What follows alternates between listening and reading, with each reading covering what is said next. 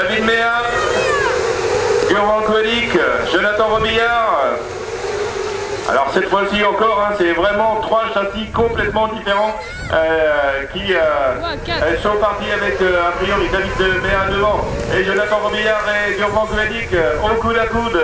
Le châssis de maître attaqué de tous les bouts par le Willows.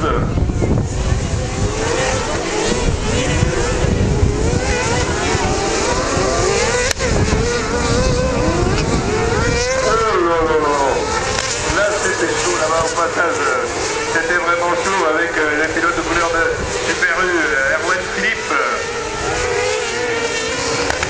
et Romain Blandin avec le châssis de Moncar, lui. Allez, David Méa, le pilote devant Jonathan Robillard. Il avait connu des problèmes pendant les premières séries d'essais chrono puisqu'il ne s'était pas présenté.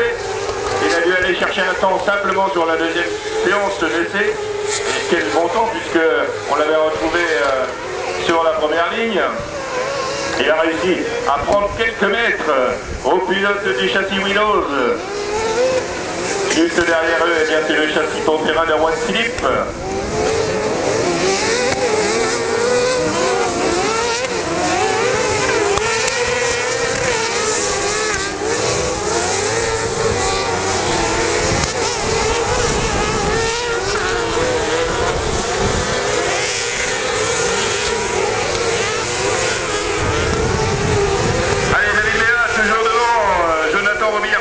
C'est passé tout près du rail pour Gurvan Koelik juste derrière lui. Et bien c'était Erwan Philippe, il revient, il gratte mètre par mètre, il retarde au maximum ses freinages là-bas au bout.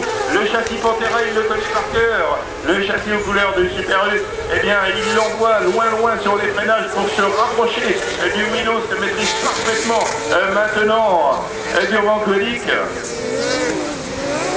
Allez, on enroule un petit peu toute la partie sinueuse. Il ne faut surtout pas perdre un centimètre dans ces endroits-là.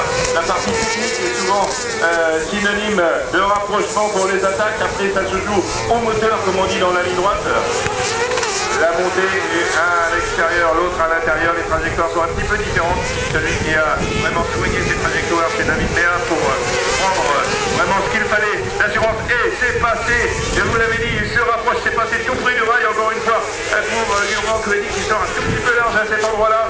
Il avait repéré ça, Erwan Philippe tout à l'heure, il était dans son aileron, hein. Il avait vu qu'à cet endroit-là, eh bien, Gurvan était un petit peu moins bien, c'est-à-dire juste dans la partie bitume devant la tour de contrôle. Eh bien, ça glisse un petit peu plus peut-être pour Gurvan. Et c'est là qu'il s'est infiltré le pilote au numéro 47 de pilote du châssis Pantera. Eh bien, là, ça s'appelle vraiment avoir de l'expérience, c'est-à-dire hésiter pendant un tour et après tout de suite passer à l'attaque à l'endroit où le pilote qui précède était le moins bien. Juste derrière eux, bien c'est Vincent Verne, le 54. On a Bastien Crépeau qui est parti lui aussi à l'attaque là-bas. Joli passage de Bastien. Quel passage là-bas, tout en glisse, en enroulant autour du pilote.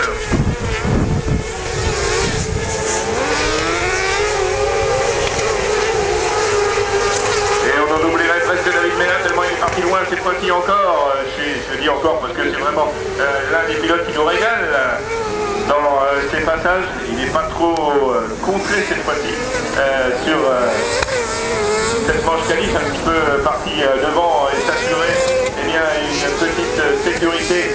On est en train de préparer. Le drapeau à damier est en train de se préparer pour le recevoir.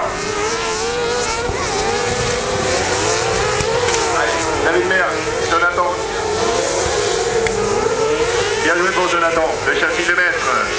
Le châssis Pantera pour Erwan Philippe. Le châssis Willows pour